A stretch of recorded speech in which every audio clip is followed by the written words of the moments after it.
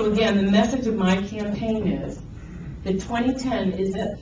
I mean, if the Congress does not, if the Republicans do not take back the Congress in 2010, I fear that too much will have been done to ever get it back again. So taking back the Congress in 2010, having the pendulum swing back, is of the utmost importance, and that is the message of my campaign.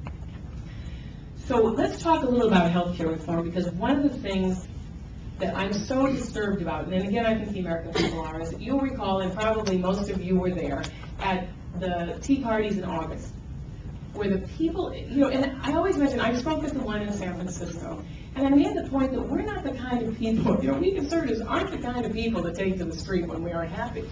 We had no choice because we weren't being listened to. But we told Congress that 1,018 pages was too long, too complicated, and it had too many regulations in it. And what did they do? They doubled the number. They thumbed their nose at the American people. They added 1,000 pages in. I'm not even sure. To tell you the truth, I've been glued to this all weekend. Who knows how many pages are in it now? And the really ugly part is, I don't think there's a person in this country, anyone, who knows what's in that bill. And that's the really disturbing part, and it will affect all of our lives. And I talked about the other things they want to do. I mean, imagine by the time they control your health care and your energy use and what you can hear on TV or hear on the radio and see on TV, at a certain point, we've reached the point where we no longer have what we call the United States of America. And again, this is the fight we're fighting now. The other very important thing about healthcare, and it will be all the others as well, you notice that we had a year of being distracted by details. What's it going to cost? What's going to be covered? Who is going to be covered? They distracted us with those details for a very important reason. Because the bottom line is, the Congress of the United States has no authority, as per the Constitution, to have anything to do with our health care. They have no authority to control our energy use. They have no authority to tell us who we can listen to and who we can't. So that lines have been drawn, and I think when Obama made it clear that this was the opening salvo in this takeover, we should pay very close attention, because it's going to continue.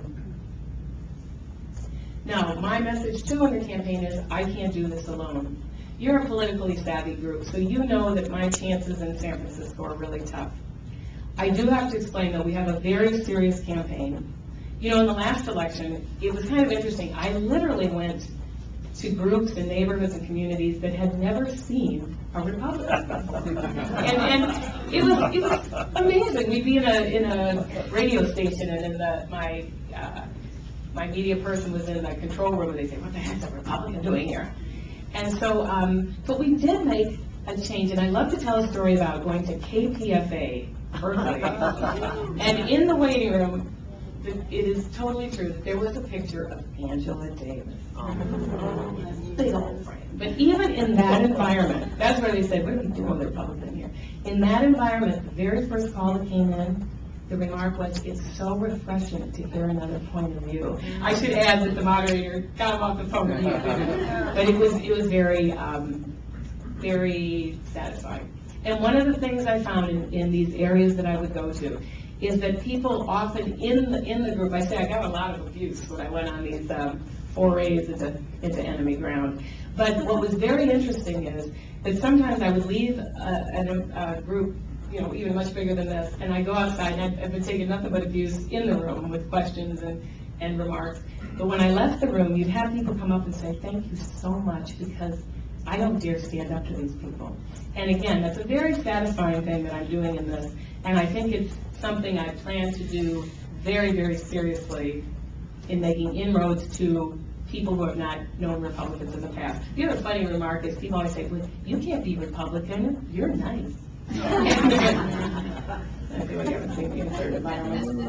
So, but my challenge is that, and also one of the most important things I want to do is to reach into the Hispanic and Black and Asian communities, because again, sometimes they aren't reached because we don't think they're going to hear our message. And I'll tell you one message I'm going to give to people whose children are in our schools not learning English, they're in the bilingual program, whatever. I'm going to say, Nancy Pelosi, she wants your kids not to speak English, because you can work as dishwashers in a restaurant, and you can work as field workers in her vineyard, and I want to see you taking on Nancy Pelosi's grandkids, you know, in the legal field, the medical field, and business. That's where you belong, because if you do not speak English, you are not going to share in the opportunities that this country offers you.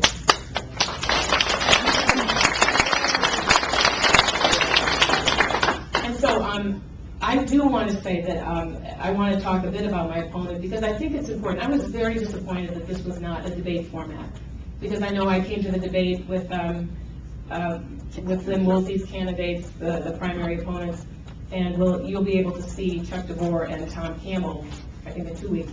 And I think that is the best venue for you to be able to ask the question, to see how we handle questions, and to make sure all the questions are covered.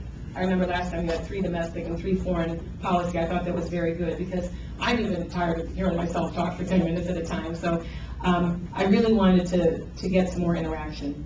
And I would like to make the statement that in the last election, I made a big deal of Nancy Pelosi not debating an opponent, and I pushed her on that. Now, obviously, we didn't get a debate from her, but I think if my opponent can't even get into a debate with as a Republican opponent in the primary, how is he going to take on Nancy Pelosi? Because, you know, it would be hard for him to make that case.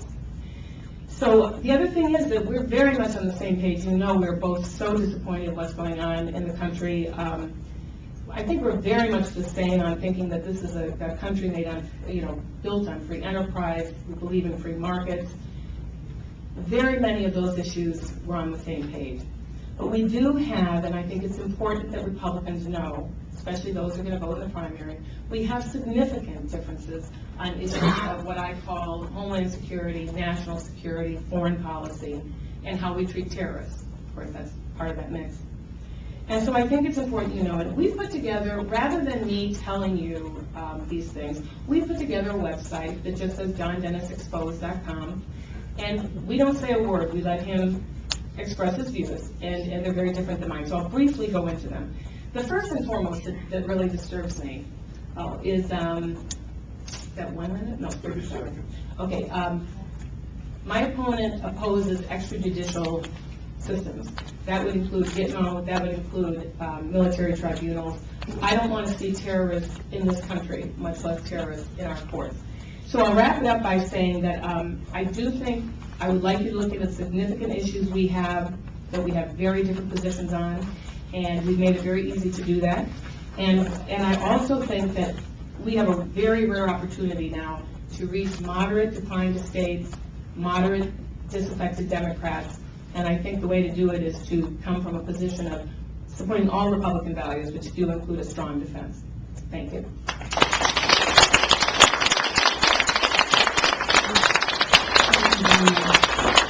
I'm going to start with the questions, but in light of what you just said, Dana, would you like to respond? Oh, sure, yeah, sure. 2 minutes. 2 minutes, that's all. This is 30 seconds, this is when I flash this.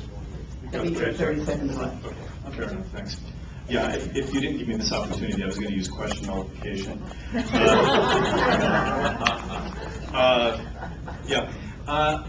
Well, let's see. What shall we go with first? Well, first of all, in terms of debating here, I just like keeping my word. I gave my word to the San Francisco Republican Party that the first debate would be in the district, which seemed to make sense to me.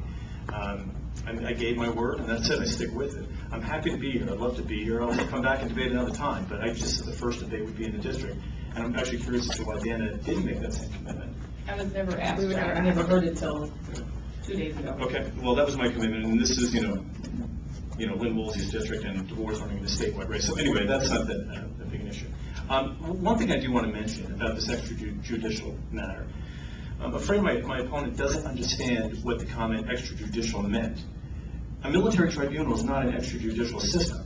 What I was referring to is President Obama, who said that he was going to try the folks in Guantanamo and elsewhere in federal courts. After he got elected, decided that he wanted to create a whole new system by fiat, unilaterally. What country is this? He doesn't get to just make things up as we go along. That's what I'm talking about. So the choice is either go into military tribunal or go through the federal courts. And I'm afraid the law is quite clear on this matter, and I'd be happy to take a question about that later. My bad, thank you very much. All right, we have the first question